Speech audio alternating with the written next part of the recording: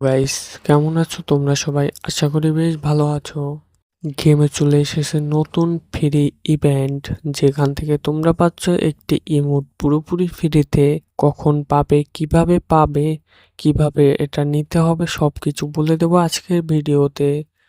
তাই স্কিপ না করে পুরো ভিডিওটা দেখার অনুরোধ রইল।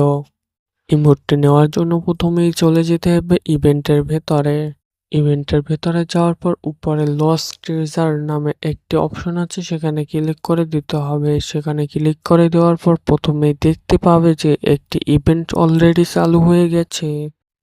তোমরা এখানে দেখতেই পাচ্ছ 120 মিনিট গেম প্লে করলে পাচ্ছ তোমরা voucher card, 160 minute game play করলে পাবে তোমরা গান স্কিন, এবং 200 মিনিট গেম প্লে করলে পেয়ে যাবে এই পার্মানেন্ট ইমোটটি।